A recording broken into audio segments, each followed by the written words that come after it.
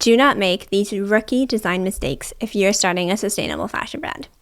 So if we're not working together in my Launch Your Brand course and you're not getting access to my vetted worldwide database of designers, mills, and manufacturers, then you need to do your due diligence to really ensure that your products are as high quality and amazing as possible. And so I'm going to break down things you need to know and rookie mistakes you need to avoid in this episode. So first and foremost, if you don't have a fashion technical background, I do not want you to do it yourself or DIY your own fashion designs. That is just going to be a recipe for disaster. I know that's kind of common sense and you might be looking to hire a designer already, but I just wanted to say that just off the bat, like don't do this yourself. Instead, for this first collection launch, really take it as an opportunity to learn, to grow, to gain more insight into the industry, and then you can kind of figure out what you want to do down the line. But for this first collection launch, I would highly recommend hiring a professional designer and building out your design team so that you can be super proud of your product and you can take what's in your head and put it down into paper. So when it comes to a fashion designer, it's not just going to be one person, it could be an entire team. But the first person you need to look for is your pattern maker, because building out your pattern is going to be the first step in this entire design process. And a pro tip is that if you find a really good pattern maker, they will likely have connections and or be able to tell you who you can go to for other parts of the design process. So if you really spend the time to find the right pattern maker that aligns with your values, gets your brand mission and vision, and is able to be really specialized and has an expertise in what you're trying to build, then that's amazing. So take the time and do your due diligence to find the perfect fit. So a rookie mistake I commonly see when folks are looking for pattern makers is that they don't do their full due diligence, and I don't want this to be you.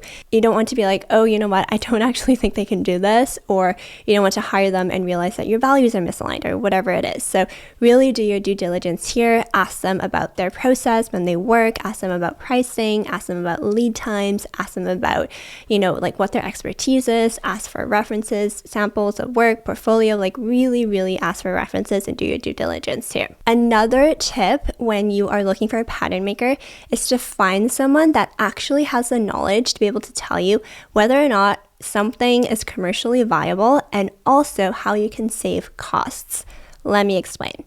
Let's say you're trying to make this super technical jacket that can be worn as a jacket, and then you can like take parts off, make it cropped, and then you can put extra parts on and it can turn into a dress. Like it's a super technical, very versatile dress. So something as complicated as that, like you need to think through, okay, where are the zippers going to be? Like, are we going to have buttons? Like, how is this all going to come together? So a really good pattern maker and design team in general will be able to tell you what they recommend for durability, for comfort, and also for cost perspective, because they can tell you that, if you do a zipper versus a button, it actually might take less time.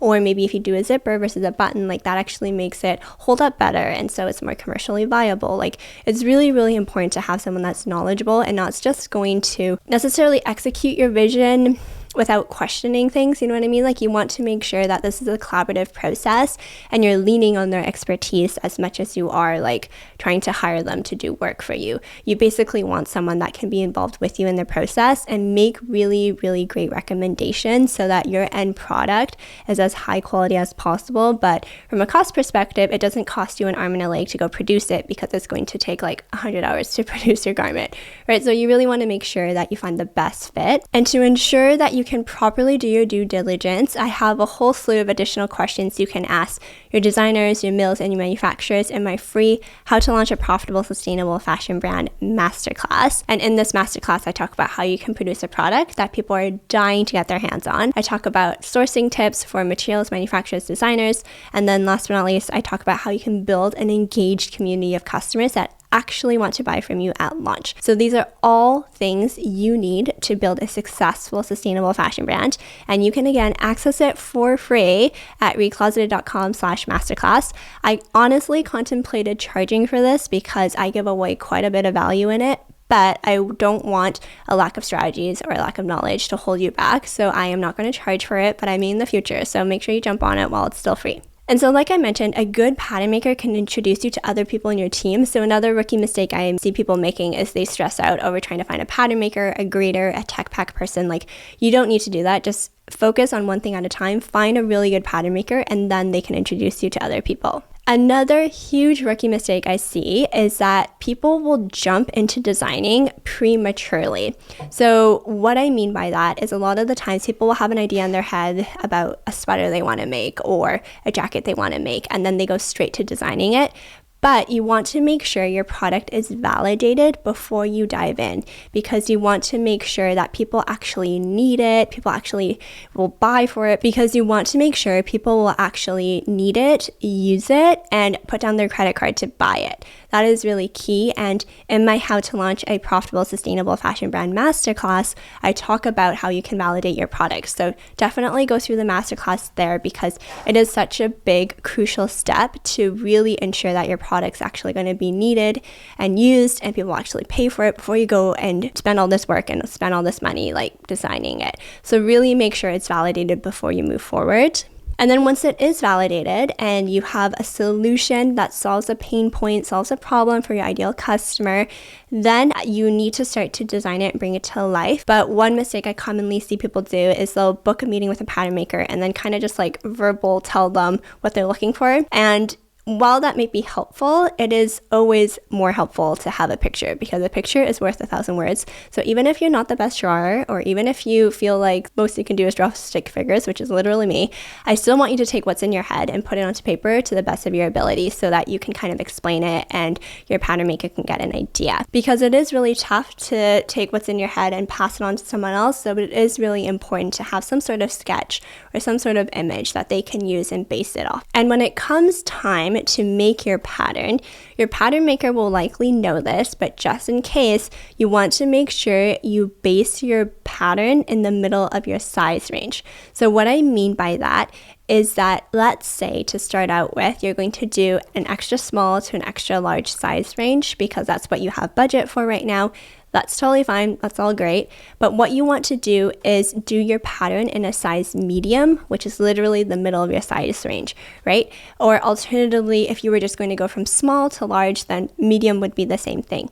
And the reason behind that is you want to make it in the middle so that when you grade and when you make different sizes, it doesn't get too off. Whereas let's say if we made the pattern in the extra small and then you graded it to the small, might still be okay. Graded it to the medium, might still be okay. And then when you get to the large and extra large, it might start to get a little bit wonky. So it's really important you do in the middle so that when you go out, it's about the same. You know what I mean? So if we started extra small and then we went all the way to extra large, it would be quite a ways away. Whereas if we did medium and then we did the other two sides, it's totally fine.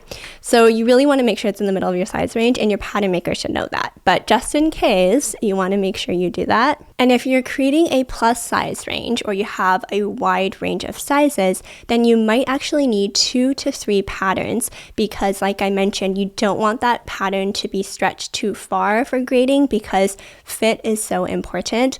Nowadays, if something doesn't fit well, people will return it, or they're going to talk badly about the brand, or they're just not going to wear it, and that's not what we want. Fit is so important, so you want to make sure you don't skimp out on this. And if your pattern maker is telling you, based on your size range, you're going to need 2 or 3 patterns, I would listen to them and understand that the grading process might get finicky if you only have one, and then things aren't going to fit well. Once you feel like the pattern's in a good place, I then want you to start to make samples of it. So if you are your base pattern size, let's say you do it in a medium, and you're a size medium, then you definitely want to try it on, see how it fits, see if it's comfortable. But if you're not your base pattern size, then you'll want to either get a family, a friend, and or a potential like fit model to fit it and see how it drapes, how it feels, how it fits, and all that stuff.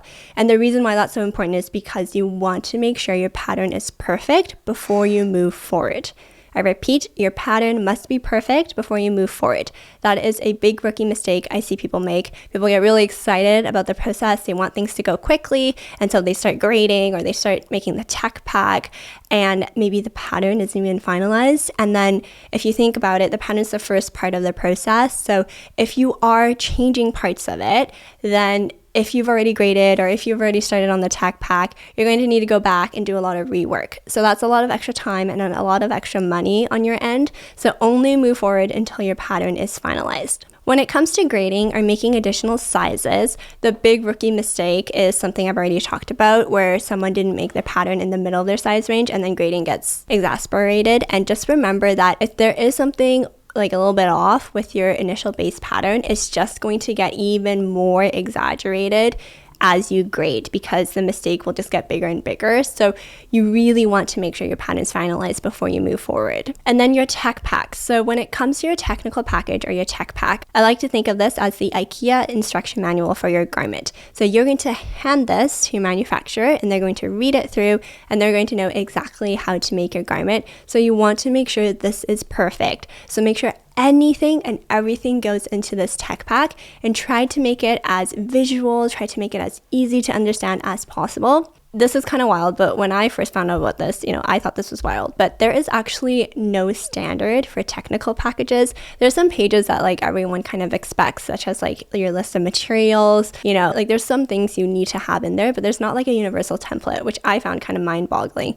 But you may want to create one for your brand. These are the standards we have. This is the checklist we have of items so that things don't get missed and you can really feel secure in the fact that your products are going to turn out the way you want them to. And then my last 2 tips to avoid certain situations where you may not be happy with a product are to over communicate and record everything. This is so important because a rookie mistake I see is that people will just, say things on meetings or maybe text their designer certain things. Like if there's not clear, proof of what you've said in terms of feedback, like, oh, take the sleeve up a little bit or add a button here or add a zipper here, and it's not actually reflected in your final product, then you will still be on the line to pay for those extra changes. However, if you've recorded it and you have proof, then that's another matter. So you always want to make sure you over communicate. That goes with your designers, your mills, your manufacturers. Everyone knows what's going on. You need to stay super organized. So even if you aren't an organized person, you need to be an organized person for your brand. Make sure everything's in one place. Everyone knows where to go to for the notes and everything like that. And then just have a proof of everything. Like have receipts, like have written confirmation, whether it's an email or a document or whatever it is, so that you have proof, right?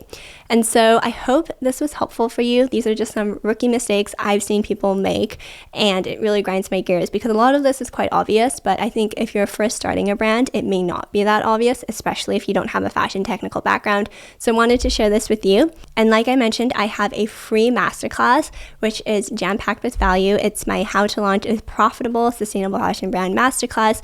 You can access it at recloseted.com/masterclass.